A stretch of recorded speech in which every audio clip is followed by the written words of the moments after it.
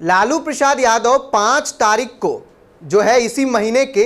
रामविलास पासवान के पुत्र चिराग पासवान को फोन करते हैं और कहते हैं कि कैसे हो, और उसके बाद से वो क्या कहते हैं और चिराग पासवान क्या कहते हैं वो हम आपको आगे खबर में बताएंगे। नमस्कार, आप बिहार संवाददाता देख रहे हैं और मैं हूं आशुतोष उपाध्याय। कैमरे के पीछे खड़े हैं अभिषेक, और अगर आप चैनल पे नए हैं तो चैनल को सब्सक्राइब अवश्य कर लें, फेसबुक पेज लाइक करना ना भूलें। तो जो अधूरी बात जो मैंने कही, अब उस बात को जरा पूरा कर लेते हैं। चिराग पासवान को फोन जाता है और चिराग पासवान को फोन करने के बाद लालू प्रसाद यादव कहते हैं कि आप अपनी पार्टी यानी कि आप जो है वो महागठबंधन में शामिल हो जाइए और तेजस्वी प्रसाद यादव के साथ चुनाव लड़िए। उसके बाद से चिराग पासवान ये कहते हुए नजर आते हैं कि वहां पर नीतीश कुमार हैं और नीतीश कुमार हैं तो हम नहीं आएंगे। अब समझिए, ये जो खबरें हैं और ये जो बातें हैं वो तमाम मीडिया क्षेत्र में खबरों मतलब कि आगों की तरफ फैल रहा है। किस प्रकार से लालू प्रसाद यादव जो हैं वो फोन करके चिराग पासवान को फोन किए और उनको कहे कि महागठबंधन में शामिल हो जाइए, और एक तरफ महागठबंधन में उनसे पल्ला झाड़ने के लिए चिराग ने नीतीश का सहारा ले लिया। किस प्रकार से वो साफ साफ तौर पे नहीं कह पाए कि मैं नरेंद्र मोदी का ही साथ दूंगा केंद्र में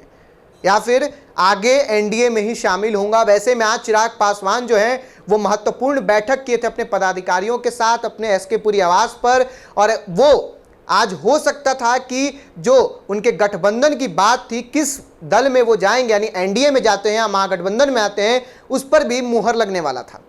लेकिन अब ऐसे चिराग पासवान मीडिया इंटरव्यू के दौरान कहते हैं कि इस पर अभी और चर्चा का विषय है, चर्चा और करनी है, और उसके बाद हम तय करेंगे कि किस महागठबंधन में हमें जाना है कि नहीं जाना है या फिर किस गठबंधन में हमें जाना है। फिलहाल समझिए किस प्रकार से लालू यादव फोन करते हैं और उनको कहते हैं कि आप आइए तेजस्वी के साथ चुनाव लड़िए, और उसके बाद से जो चिराग पासवान हैं वो पल्ला झाड़ देते हैं नीतीश कुमार के चलते। और इससे पहले अगर आपको देखना होगा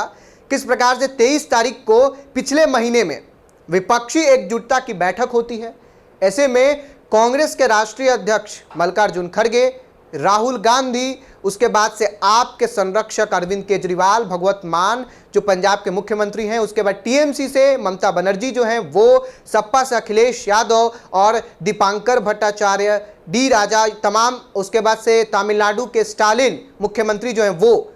तमाम जो भारी भरकम नेता थे वो महागठबंधन को एक अच्छे रूप में देने के लिए पटना में शिरकत किए थे। अब उसके बाद से विपक्षी एकजुटता की बैठक कुछ इस प्रकार से हुई कि उस दिन पूरे भारत में यह खबर का माहौल बना रहा कि किस प्रकार से जो है वो अरविंद केजरीवाल चले गए और वो प्रेस ब्रीफ में शामिल नहीं हुए। कारण वो था भले ही कि किस प्रकार से जो वो मैटर था उनका केंद्र का अध्यादेश, उस पर चर्चा नहीं हो पाना, कांग्रेस का जो रुख है वो साफ नहीं हो पाना, इस चीज़ को लेकर गंभीरता नहीं होना, उनको इस महागठबंधन से कहीं ना कहीं अलग करते हुए नजर आया। और अब ऐसे में शिमला में जो बैठक होनी थी उसको बेंगलोर शिफ्ट कर दिया गया।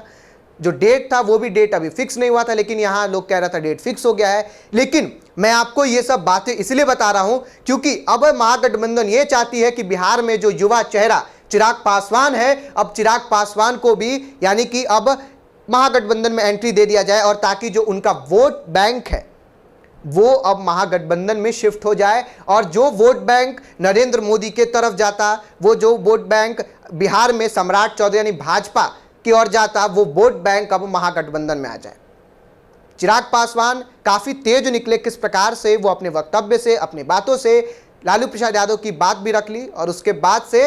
उनके सवालों का जवाब भी दे दिया नीतीश कुमार के बहाने। लेकिन एक बात समझने योग्य है, उनके जो चाचा हैं पशुपतिनाथ पारस, वो हमेशा से एक कहते हुए नजर आते हैं कि नीतीश कुमार के खिलाफ जो चिराग हैं वो हमेशा बोलते हैं, लेकिन तेजस्वी प्रसाद यादव को लेकर चिराग पासवान क्यों नहीं कुछ बोलते, ये समझने योग्य बात है। अभी कुछ दिन पहले अगर डालेंगे, 1-2 महीने पूर्व,